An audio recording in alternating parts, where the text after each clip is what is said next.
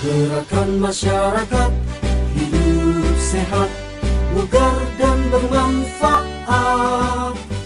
Assalamualaikum warahmatullahi wabarakatuh. Terima kasih masih selalu setia bergabung bersama kami. Pada kesempatan ini kami mau menginformasikan tentang World Obesity Day, Hari Obesitas Sedunia, tanggal 4 Maret 2022. Mari kita bersama mencegah obesitas untuk kesehatan kita semua, karena sehat untuk semua.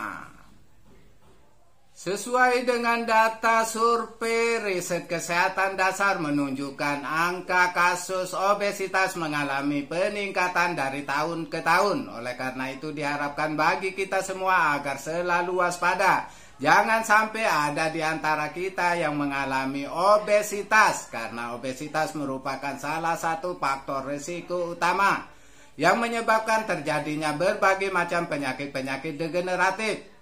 Misalnya penyakit hipertensi, kolesterol, kencing manis, jantung koroner, dan berbagai macam penyakit-penyakit degeneratif lainnya. Sebelum kami lanjut membahas apa itu obesitas, jangan lupa untuk like, komen, dan subscribe untuk mendukung, menyemangati kami membangun channel ini. Apa sih obesitas? Obesitas merupakan kondisi penumpukan lemak yang berlebihan di dalam tubuh kita karena ketidakseimbangan asupan energi atau energi intik yang masuk di dalam tubuh kita dengan energi yang digunakan oleh tubuh kita dalam waktu yang lama. Sekarang bagaimana kita tahu kalau diri kita termasuk obesitas atau tidak? Kita mengetahui diri kita obesitas termasuk kategori obesitas atau tidak dengan mengukur IMT kita, indeks massa tubuh kita, yaitu dengan rumus IMT sama dengan berat badan dibagi tinggi badan dalam meter dikuadratkan. Misalnya sekarang tinggi badan saya 170 cm, kemudian berat badan saya 60 kg. Kita masukkan di rumus, jadi berat badan 60 kg dibagi 170 cm dalam meter, jadi 1,7. Kalau kita hitung nanti hasilnya menjadi 20,76. Jadi 20,76 ini kita masukkan di ring kategori MT. Di situ ada kategori sangat kurus, kemudian kurus, normal, over, kemudian ada obesitas. Misalnya saja kalau tadi hasil perhitungan IMT saya itu 20,76, itu termasuk di ring normal, yaitu antara 18 sampai 25. Jadi belum termasuk ke obesitas. Apabila hitungan punya teman-teman nanti hitungannya di atas 27, maka itu termasuk kategori obesitas.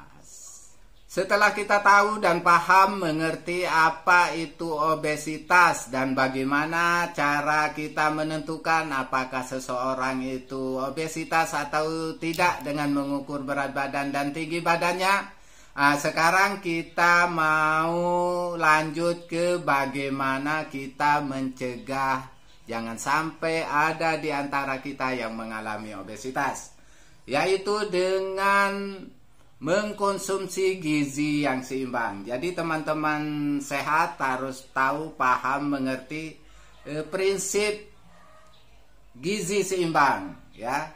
Jadi misalnya gizi seimbang itu merupakan mengkonsumsi gizi sesuai dengan kebutuhan kita.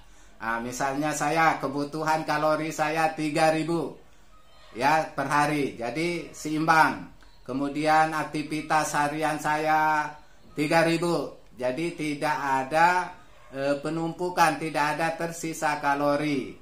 Kalau misalnya kebutuhan saya 3000, kemudian yang saya konsumsi 3050, sehingga terjadi sisa 50. Sisa 50 kalori ini akan tersimpan di dalam tubuh kita dalam bentuk lemak. Jangan sampai nanti seminggu tambah lagi 50, tambah lagi 50, tambah lagi 50, sehingga terjadi penumpukan di dalam tubuh kita. Tidak sesuai dengan apa yang dikeluarkan oleh tubuh kita. Seperti itu prinsipnya ya. Jadi harus paham dengan gizi yang seimbang sesuai dengan kebutuhan kita, ya, sesuai dengan kalori kebutuhan kita. Misalnya sekarang, bagaimana kalau teman-teman kita yang sudah terlanjur obes?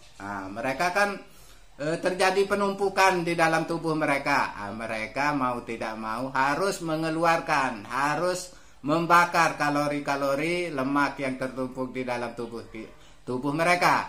Bagaimana caranya? Yaitu dengan meningkatkan aktivitas. Bagaimana meningkatkan aktivitas supaya bisa membakar kalori di dalam tubuh mereka, sehingga kalori-kalori yang tertumpuk di dalam tubuhnya itu bisa terpecah. Selain itu juga mereka juga harus membatasi atau mengurangi kebutuhan kalori mereka. Misalnya saja kebutuhannya mereka tadi 3000, mereka diturunkan menjadi 2800, misalnya 850 misalnya, dengan mengurangi makanan-makanan yang banyak mengandung kalori tersebut. Dan itu juga tidak bisa harus hari ini langsung turun, hari ini harus turun sekian kilo, itu harus ada tahapan-tahapannya ya. Itu nanti kita bahas secara detail sesuai dengan kebutuhan gizi perorangan. Ini yang kita obrolkan ini masalah kebutuhan gizi secara umum. Bagaimana prinsip-prinsip gizi seimbang supaya kebutuhan gizi kita sesuai dengan yang dibutuhkan. Jangan sampai ada berlebihan sehingga nanti akan tertumpuk sehingga terjadi obesitas pada diri kita. Jadi mari kita cegah obesitas dengan selalu memantau berat badan kita, supaya kita tahu apakah berat badan saya terjadi peningkatan atau penurunan. Jadi dengan demikian kita selalu bisa mengantisipasi supaya berat badan kita tetap normal atau tetap ideal. Kemudian dengan memperhatikan konsumsi kita, yaitu harus gizi yang seimbang. Jadi mengkonsumsi makanan itu sesuai dengan kebutuhan tubuh kita, ya. Jangan berlebihan, nanti akan terjadi penumpukan berlebihan gizi, terjadi penumpukan di dalam tubuh kita secara berkelanjutan, ya, sehingga terjadi obesitas. Kemudian perhatikan, lakukan aktivitas fisik setiap hari untuk mengontrol, untuk membakar, untuk merubah kalori-kalori yang ada di dalam tubuh kita, ya, sehingga terjadi keseimbangan zat gizi terutama kalori di dalam tubuh kita, sehingga berat badan kita tetap ideal, tetap sehat, ya, sehingga kita menjadi selalu sehat bugar. Demikian informasi yang bisa saya sampaikan pada kesempatan ini. Mohon maaf kalau ada kekurangan. Mudah-mudahan kita semua selalu diberi kesehatan dan keselamatan, dan selalu dilindungi oleh Allah Subhanahu wa Ta'ala. Salam sehat dari kami. Sampai jumpa di video kami berikutnya. Terima kasih. Wassalamualaikum warahmatullahi wabarakatuh. Masyarakat hidup sehat, bugar dan bermanfaat. Berpikir positif, hidup produktif untuk kesehatan kita. Rajin olahraga, konsumsi gizi seimbang. Masih bersama Cegah Obesitas. Semangat! Selalu pelihara